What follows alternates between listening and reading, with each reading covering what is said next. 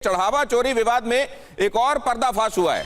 अयोध्या के महंत का बहुत बड़ा दावा सामने आया है। दान की गई थी जो चरण पादुका, उसका कोई पता ही नहीं चल रहा है। दान हार की भी कोई रसीद नहीं मिली है। मतलब चरण पादुका और हार जो दान किया गया था, दोनों की ही कोई रसीद नहीं दी गई।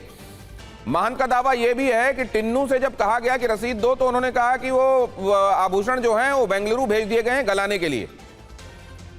अब जरा अगली खबर देखिए। एक बैंक अधिकारी ट्रस्ट के पदाधिकारी के किराए पर रहते थे, घर पर किराए पर रहते थे। जो बैंक के एक अधिकारी थे वो ट्रस्ट के ही एक सदस्य के घर पर किराए से रहते थे। ट्रस्ट के कर्मचारी मनमर्जी से काम करते थे, सोर्सेस ऐसा भी बता रहे हैं। ट्रस्ट से जुड़े लोगों के दबदबे की वजह से नियम सख्ती से लागू नहीं किए जा सके। बैंक कर्मचारी औपचारिक भूमिका में थे और असल में जो करने धरने वाले थे वो ट्रस्ट के ही लोग थे, और ट्रस्ट के लोग इतने इन्फ्लुएंशियल और मजबूत थे कि उनके सामने बैंक के कर्मचारी, उनका होना केवल एक औपचारिकता होता था। अब जरा यहां पर यह भी देखिए, चढ़ावा चोरी में एक और बड़ा पर्दाफाश हुआ है। रामलला की चरण पादुका के संदर्भ में जो खबर मैंने आपको बताई कि दो चीजें उनको चढ़ाई गई थी। चरण पादुका चढ़ाई गई थी और साथ में एक रजत हार, मतलब चांदी का हार चढ़ाया गया था। ये है वो हार, ये तस्वीर में आप देख रहे हैं। देखिए जरा, अच्छा खासा मोटा बड़ा हार है ये, और इसमें रत्न भी जड़े हुए हैं, पन्ना माणिक्य ये सब दिखाई दे रहे हैं, ये इसमें है। रामलला की चरण पादुका और हार गायब होने का आरोप यहां पर लगाया जा रहा है। रामलला के हार के गायब होने के संदर्भ में ये खुलासा अभी हुआ है, और चढ़ावे में मिले थे ये चरण पादुका और हार। रोकड़िया हनुमान मंदिर के महंत विनोद मिश्रा का यह दावा है।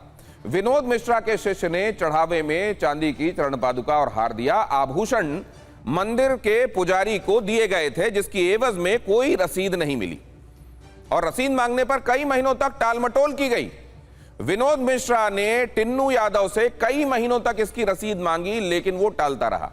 टिन्नू यादव ने कहा कि ये आभूषण गलाने के लिए बेंगलुरु भेज दिए गए हैं। एसआईटी ने इस मामले में पुजारी और विनोद मिश्रा से भी पूछताछ की है। एसआईटी ने दानदाताओं से भी इस मामले में पूछताछ की है। तो यह भी एक बड़ा आरोप अभी सामने आया है। कई आरोपों का एक क्रम चल रहा है और उसी में अब ये नई कड़ी जुड़ी है। और जरा देखिए चढ़ावा चोरी पर अखिलेश यादव ने क्या पोस्ट किया है एक्स पर। अधर्मियों का शताब्दी समारोह समाप्ति समारोह बनेगा। अखिलेश ने कहा, अयोध्या का भांडाफोड़ समाप्ति समारोह बना देगा। अखिलेश यादव ने यह बात भी कही है। अब जरा यह खबर भी देखिए। मंदिर परिसर में 800 कर्मचारी तैनात रहते हैं। 800 में से 200 कर्मचारी ट्रस्ट से नियुक्त हुए हैं। एसआईटी कर्मचारियों की भूमिका को खंगाल रही है।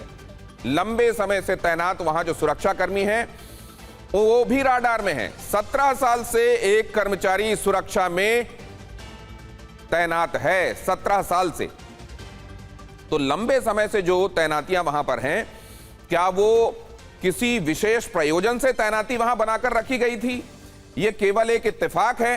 क्या उनके वहां बने रहने में क्या जो रोटेशन और ट्रांसफर पॉलिसी होती है, क्या उसको नजरअंदाज किया गया, या सब कुछ नियमों के मुताबिक हुआ है? यह बात भी वहां पर देखी जा रही है।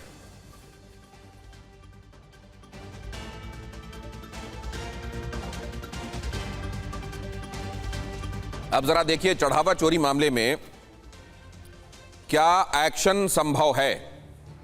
ट्रस्ट से जुड़े लोगों पर कार्रवाई हो सकती है।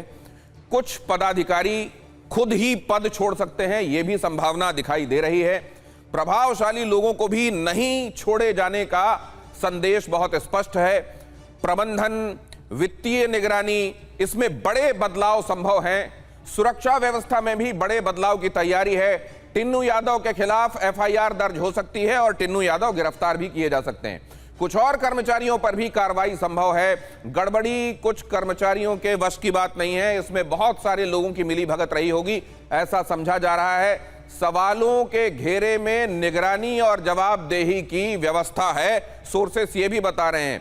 प्रियंका जी, ये जो आपने कहा कि सब कुछ तो अभी साफ हो गया है, जांच की जरूरत नहीं है, अगर ऐसा आपको दिखाई दे रहा है तो कौन सा वो चेहरा है जिसके इर्द गिर्द ये घपले की पूरी रिंग जो है वो घूमती दिखाई दे रही है आपको? देखिए, मुझे नहीं लगता किसी एक व्यक्ति की जिम्मेदारियां सुनिश्चित होनी चाहिए। यहाँ पूरी ट्रस्ट भंग होनी चाहिए और जिम्मेदारों को सबसे पहले तो जेल की सलाखों के पीछे डाल देना चाहिए, तब जाकर कहीं न्याय होगा। और आप बताइए कि ये सरकार जो उत्तर प्रदेश की बिना सोचे समझे जाके बुलडोजर चला देती है, इनकाउंटर कर देती है, वो कह रही है नहीं नहीं नहीं नहीं नहीं नहीं, जांच का वेट करिए भाई, अभी तो जांच चल रही है। मतलब ये आप समझिए कि जो जो चढ़ावा चढ़ा रहे हैं वो कह रहे हैं कि भैया मेरा हार कहाँ है, मेरी चरणोपाधिकाएं कहाँ है। ज्वेलर्स एसोसिएशन पूछ रहा है कि आप बताइए वो 60 किलो चांदी कहाँ है जो हमने आपको दी थी। कोई जवाब नहीं है। पर अगर मैं सवाल पूछूंगी तो मुझसे ये पूछा जाएगा कि चोर को चोर कहने के लिए प्रियंका गुप्ता आप जाइए, पहले तो अग्नि परीक्षा दीजिए, उसके बाद चोर को चोर कहिए।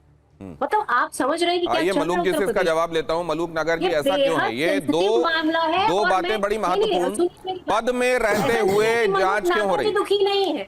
नहीं नहीं, मैं तो ये कहती हूँ विनोद बंसल जी भी दुखी हैं, मनोज नागर जी भी दुखी हैं, क्योंकि देखिए सब एंड ऑफ द डे भगवान प्रभु श्री राम में आस्था रखते हैं। लेकिन अब समस्या ये है कि बोले तो बोले क्या, जाए तो जाए कहाँ, ये सवाल है आज यहाँ। ठीक है।